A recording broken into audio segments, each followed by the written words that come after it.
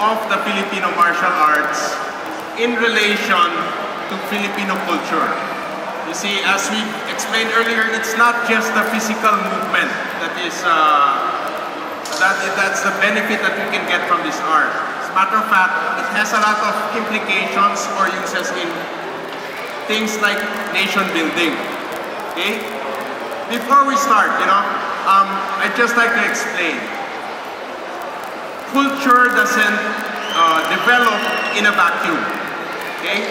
So, if we talk about the culture of the Filipinos, the culture of Indonesians, Malaysians, Americans, it develops within a specific context. Okay?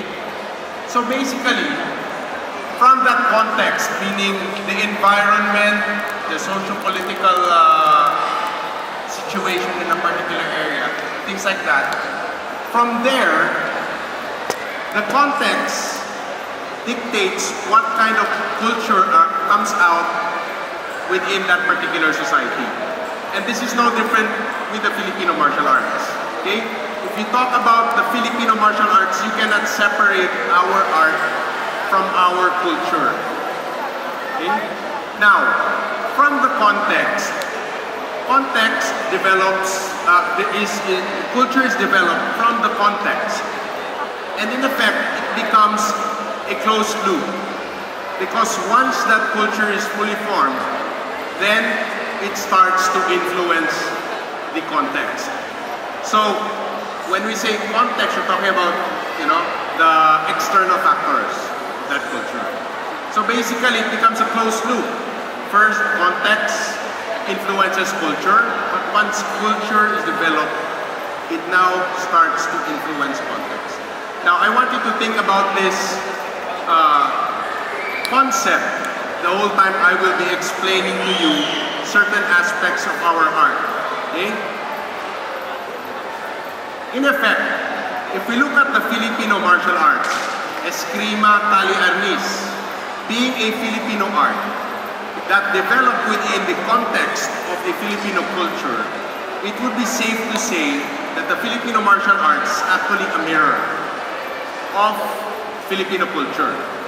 If you look at the way Filipino martial arts is structured and the whole philosophy behind training, you will actually find culture, our distinct Filipino identity within that.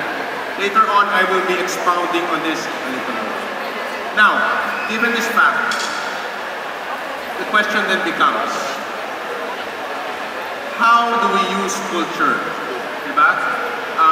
Culture is very important because at this time, our culture is already solidified. Okay? That means, because of this solidity, it can now influence the context. Okay? Now, it will really depend on us what kind of culture we have. Because depending on our culture, we can either go down on a downward spiral towards chaos, or it can be a reinforcing loop that takes us further into the future, into a positive, beautiful future. So it's very important to look at culture and how it influences us, and most particularly how it will influence the world, the Philippines, that our children will be living in the future. Okay? So let's look at the social structure of Filipinos. In the old Philippines, when you talk about social structure, you talk about leadership. And one basic principle of leadership in traditional Filipino society was that you would be a leader by example. Okay? So, yung mga leaders natin, they were always in front. The leaders of society, the datus, the rajas, they were always in front. They were not the types of kings who would be sitting down and be served by their fellow tribesmen. As a matter of fact, there's one of the stories regarding the blood compact between Laha Sikatuna and Miguel Lopez de Legazpi in Bohol. They had a blood compact. The next day, ang sabi nila, the harvest was delayed. You know why? Do you know why the harvest was delayed? Because after the blood compact, they went on a drinking spree. Yung mga dato. And the harvest could not start because it was always the datos who would be first in the field. You can just imagine that kind of leadership that we had before.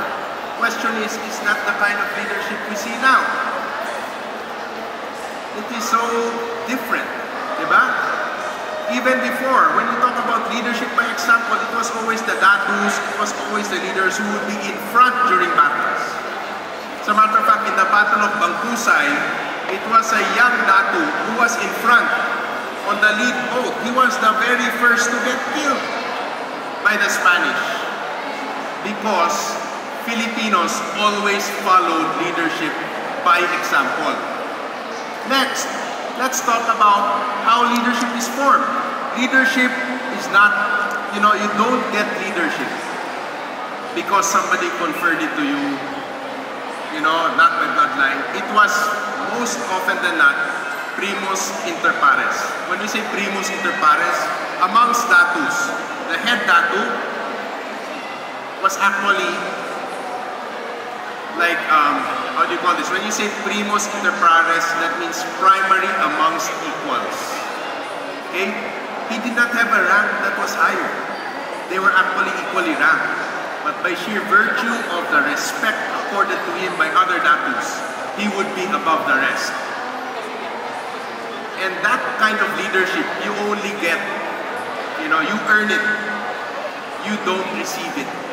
It doesn't come to you on a silver platter. Okay? It is something that is accorded to you by your equals.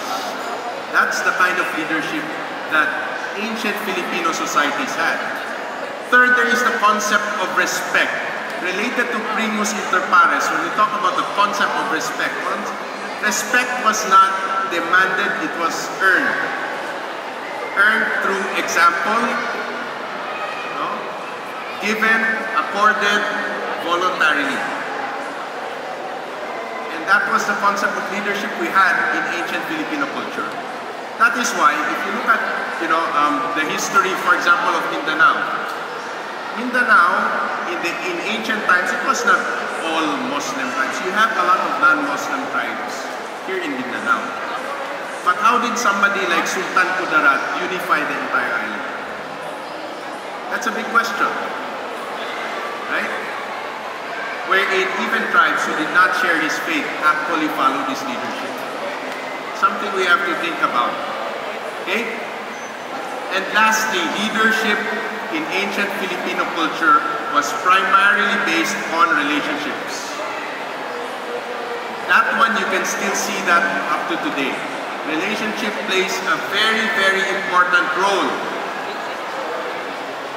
on whether or not somebody becomes a leader or not. When we talk about relationship, and this has been discussed by Professor Ocano a while ago, right? When we talk about relationships. By the way, just to give you a background, Professor Ocano was my professor in the University of the Philippines. That's how old he is.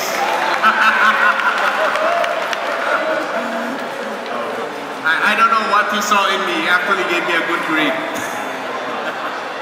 Okay, so this has been discussed. You have concepts such as pakikiramay, you have concepts such as pakikisama, you have concepts such as pakitungo. Okay? These are things Filipinos respect. They look at people who can empathize with them. They look at people na kayang makisama sa kanila. And they look at people na mabuti ang pakitungo sa kanila. And these